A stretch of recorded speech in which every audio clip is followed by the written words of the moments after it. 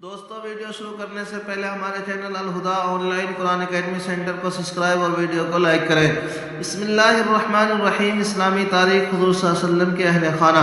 حضور صلی اللہ علیہ وسلم کے پاس جو کچھ بھی آتا دوسروں کو عنایت فرما دیتے اور زہد و قناعت اور فقر و فاقے کی زندگی گزارتے، یہاں تک کہ دنیا سے جاتے وقت بھی ایک خچر اور چند حفاظتی ہتھیاروں کے علاوہ کچھ نہیں چھوڑا۔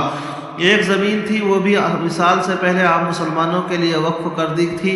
آپ صلی اللہ علیہ وسلم کی 11 بیویاں تھیں، ان میں سے حضرت خدیجہ رضی اللہ عنہا اور حضرت زینب رضی اللہ عنہا کا انتقال آپ صلی اللہ علیہ وسلم کی موجودگی ہی میں ہو گیا تھا۔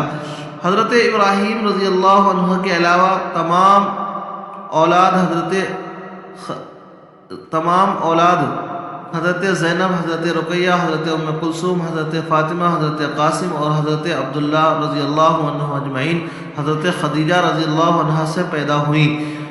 ان کے وفات کے بعد حضرت سودہ بنت زمع، حضرت عائشہ بنت ابی بکر، حضرت حفصہ بنت عمر، حضرت ام سلمہ بنت ابو امیہ، حضرت ام حبیبہ بنت ابو سفیان، حضرت میمونہ بنت حارث، حضرت صفیہ بنت حیy بن اخطب، حضرت جویریہ بنت حارث، حضرت زینب بنت جہش انہم سے نکاح فرمایا۔ ان کے علاوہ 2 باندیاں ماریہ بنت شمعون اور ریحانہ بنت عمر بھی تھیں۔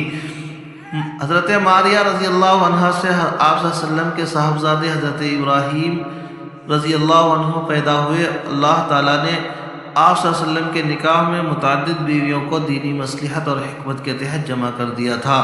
حضور صلی اللہ علیہ وسلم کا معجزہ آپ صلی اللہ علیہ وسلم کے جسم سے خوشبو آنا۔ حضرت انس رضی اللہ عنہ فرماتے ہیں کہ میں نے نہیں سونگا عنبر اور نہ کوئی مشک اور نہ کوئی خوشبو دار چیز جو رسول اللہ صلی اللہ علیہ وسلم کے جسم اطہر کی خوشبو سے زیادہ پاکیزہ ہو۔ اور حضرت عائشہ رضی اللہ عنہ فرماتی ہیں کہ آپ صلی اللہ علیہ وسلم سے جب کوئی مصافحہ کرتا تو تمام دن اس شخص کو خوشبو آتی رہتی، اور جب کبھی آپ صلی اللہ علیہ وسلم کسی بچے کے سر پر ہاتھ رکھ دیتے تو وہ خوشبو کے سبب دوسرے لڑکوں میں پہنچ جاتا۔ ایک فرض کے بارے میں کھڑے ہو کر نماز پڑھنا۔ قرآن میں اللہ تعالیٰ فرماتا ہے، نماز میں اللہ کے سامنے عاجز بنے کھڑے رہو۔ فائدہ: اگر کوئی شخص کھڑے ہو کر نماز پڑھنے کی طاقت رکھتا ہو تو اس پر فرض اور واجب نماز کھڑے ہو کر پڑھنا فرض ہے۔ ایک سنت کے بارے میں صحت اور پاک دامنی کی دعا۔ رسول اللہ صلی اللہ علیہ وسلم بکثرت یہ دعا فرمایا کرتے تھے، اللہم انی اسألک الصحۃ والعفۃ والامانۃ وحسن الخلق والرضاء بالقدر۔ ترجمہ: اے اللہ، میں آپ سے صحت و تندرستی، پاک دامنی، امانت داری، حسن اخلاق اور تقدیر پر رضامندی مانگتا ہوں۔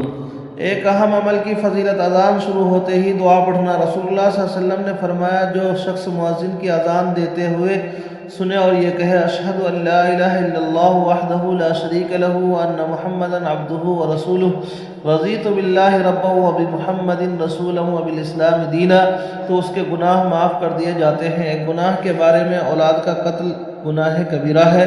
قرآن میں اللہ تعالیٰ فرماتا ہے، غربت کے ڈر سے اپنی اولاد کو قتل نہ کرو، ہم تم کو بھی روزی دیتے ہیں اور ان کو بھی۔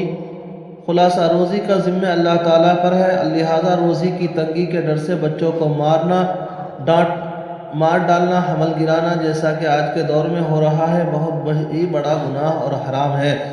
دنیا کے بارے میں دنیا کی محبت اور آخرت سے بے فکری۔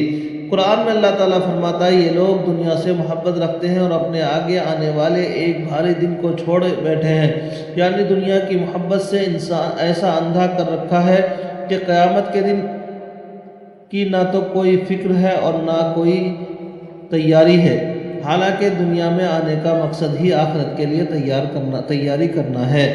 آخرت کے بارے میں ایمان والوں کا جہنم سے نکلنا۔ رسول اللہ صلی اللہ علیہ وسلم نے فرمایا، اللہ تعالیٰ قیامت کے دن ان فرشتوں کو جو دوزخ پر مقرر ہوں گے حکم دے گا کہ جس نے بھی مجھے یاد کیا یا کسی موقع پر جو بندہ مجھ سے ڈرا اس کو دوزخ سے نکال دیا جائے۔ طب نبوی سے علاج: گردے کی بیماریوں کا علاج۔ رسول اللہ صلی اللہ علیہ وسلم نے فرمایا، پہلو کے درد کا سبب گردے کی نس ہے، جب وہ حرکت کرتی ہے تو انسان کو تکلیف ہوتی ہے، اور اس کا علاج گرم پانی اور شہد سے کرو۔ فائدہ: گردے میں جب پتھری وغیرہ ہو جاتی ہے تو کوہلو کی ہڈیوں میں درد ہوتا ہے، بلکہ اکثر اسی درد ہی کی وجہ سے اس بیماری کا پتہ چلتا ہے۔ اس کا علاج آپ صلی اللہ علیہ وسلم نے یہ بتایا کہ گرم پانی اور شہد ملا کر پیا جائے۔ نبی کریم صلی اللہ علیہ وسلم کی نصیحت: نبی کریم صلی اللہ علیہ وسلم نے فرمایا، کسی کے چھپے ہوئے عیبوں کے پیچھے نہ پڑا کرو، کیونکہ جو ایسا کرے گا اللہ تعالیٰ کا معاملہ بھی اس کے ساتھ ویسا ہی ہوگا، اور جس کے ساتھ اللہ تعالیٰ کی طرف سے یہ معاملہ ہوگا اور اللہ اس کو اس کے گھر میں ذلیل کر دے گا۔ اللہ تبارک تعالیٰ عمل کرنے کی توفیق نصیب فرمائے۔ چینل کو سبسکرائب اور ویڈیو کو لائک کریں۔